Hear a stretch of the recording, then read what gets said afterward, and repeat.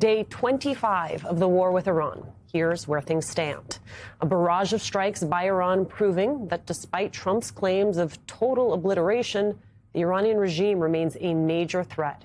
Here at home, gas prices continue their upward climb, and two of the country's former top military leaders, well, they are warning of chaos ahead. Donald Trump's own former defense secretary, Jim Mattis, saying, quote, "We're in a tough spot when it comes to forcing Iran to reopen the Strait of Hormuz and ease the oil crisis." Watch. And I think that what we're seeing is a situation where targetry never makes up for a lack of strategy. And by that I mean 15,000 targets have been hit. There have been significant military successes, but they are not matched by strategic outcomes. Now, some of the strategic outcomes early on, unconditional surrender, regime change, we're going to dictate who the next supreme leader is. Those were clearly nonsense. Those were delusional. And echoing those concerns, former General Stanley McChrystal, he told David French in the New York Times that the Trump administration cannot fight its way into an end to this war. This idea of decapitating the regime, and we've got this current leader where we killed his father and we killed his wife. We apparently banged him up pretty good. And then we say, well, that will make him more willing to negotiate. It wouldn't have that effect on me. The Trump administration, however, appears to be hoping Iran is ready to negotiate. The Wall Street Journal reports that Trump's sudden U-turn on attacking Iran's power plants, quote, followed a series of closed-door discussions through Middle Eastern intermediaries. U.S. officials said gave them hope an agreement to settle the conflict was possible. It also reflected a growing desire by Trump and some of his advisors to bring the war to a close. Arab mediators privately expressed skepticism that the U.S. and Iran could quickly reach an agreement, noting that the two sides remained far apart. Even as Donald Trump reportedly wants to end the war, Politico reports that Trump is still hoping to pick Iran's next leader, in a scenario similar to what the administration did in Venezuela. From that reporting, quote, the Trump administration is quietly weighing Iran's parliament speaker as a potential partner and even a future leader, as the president signals a shift from military pressure toward a negotiated endgame. The White House isn't ready to commit to any one person, hoping to stress test multiple candidates as they look for someone willing to make a deal. Military leaders warning about the pitfalls of a lack of strategy as the Trump administration grasps at straws for a way to end the war with Iran is where we start today.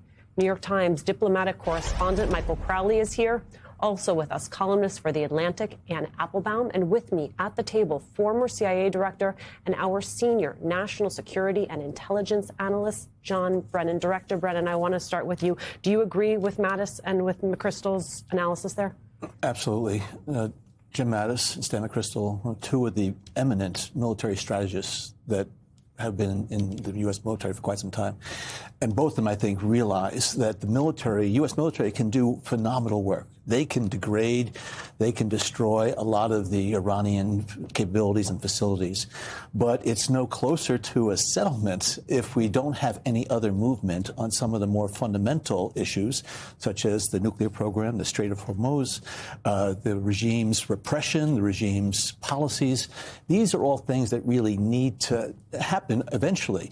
So I don't see any hope of a near-term settlement. Maybe there's some hope that there would be a cessation of hostilities, or we're going to have a pause in the fighting so that some of these things can be addressed. And I'm glad to see that we're working with intermediaries in the Middle East who have good offices or still are able to be in touch with the Iranian leadership. But at this point, I really think that we need to focus on trying to bring the military operations to a close, not just in terms of the United States and Iran, but also Israel. And what Israel is doing now vis-a-vis Iran and Lebanon is just basically adding fuel to the fires of hostilities. I was struck by something that Mattis said, and I'm paraphrasing here, but that targetry is not a match for strategy. Can you formulate a strategy? Can you reverse engineer a strategy if they did not go in with one? It's really, really difficult to do that now. This is one of the things that should have been, in fact, at the very beginning of this conflict, that they had some strategic objectives that were realistic and that were achievable in a certain period of time. And Jim Mattis has been a hardliner on Iran for many years. He is very much opposed to the Iranian regime, as all of us are. at the same time, he recognizes that despite the formidable capabilities and the powerful military that we have, we're not going to be able to achieve our strategic objectives unless there is some type of engagement with the Iranian regime, whether or not it's going to be with Mojtaba Khamenei or with the Speaker of the Parliament or whomever. We need to have some active dialogue going on, even indirectly with them, to see whether or not we can bring a pause to this fighting. You have been in the rooms where these discussions happen, where world leaders are briefed. Is there any way that the president was not warned at the outset that this would be the eventual outcome?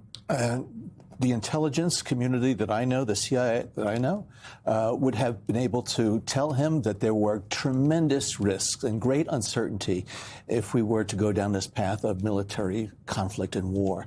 The Straits of Hormuz, the nuclear material that they have, the capabilities that they have in terms of missiles and drones and other types of things, I think there would have been a loud word of caution, not just by the intel community, but also I think, and it's been reported that General Kane also expressed his concerns and skepticism that, in fact, the military pummeling of Iran would bring about the type of regime change that Donald Trump wanted. Michael Crowley, I was picking Director Brennan's brain about this just last night, and he said to me, I'm pretty sure it is the Turks and the Egyptians who are having these conversations behind closed doors. We are now seeing reporting that the Pakistanis are also at the table. Bring us up to speed. What does your reporting tell you about where any of these conversations are at this moment?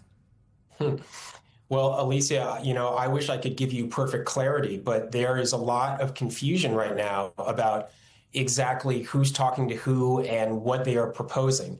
Not long ago this afternoon, President Trump said that Marco Rubio was talking to the Iranians, which is the first time we've heard that. And then he listed Witkoff and Kushner and I think a couple of other names. It's hard to know whether he was throwing names out, whether he's talking about serious conversations as opposed to maybe kind of superficial contacts that are exploring the possibility of more serious dialogue. But a couple of things are clear, I would say, and noteworthy. Number one is that, President Trump, although the military campaign continues, I think is very clearly looking for a way out of this, right? He set a deadline going into the weekend.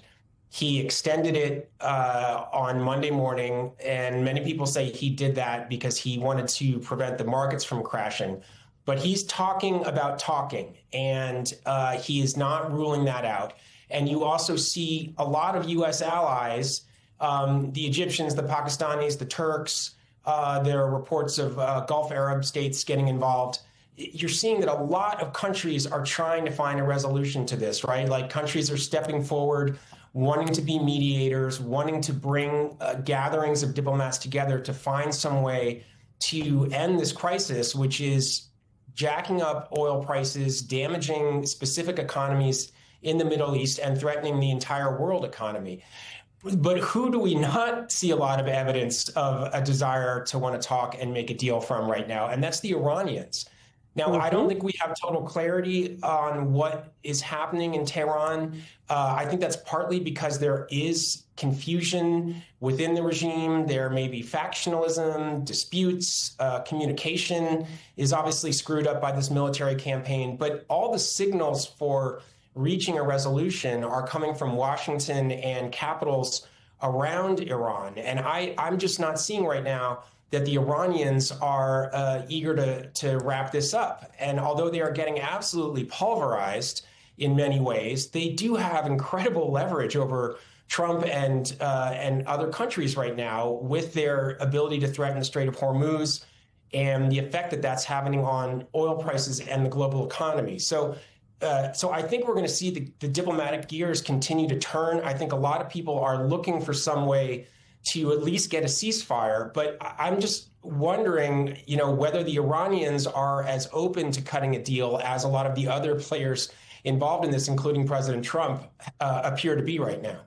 Right. And Anne Applebaum, the enemy gets a vote as well. I'm struck by the fact that, as these conversations, negotiations are being characterized by intermediaries, one has to wonder if we are back to where we started with Kushner and Witkoff, or if the United States is actually in a more vulnerable bargaining position than they were prior to the president's military action? I think you should start by looking at what motivates Trump.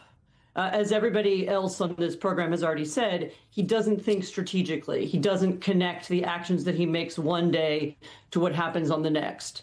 He doesn't have a big plan. What he thinks about is what's good for him.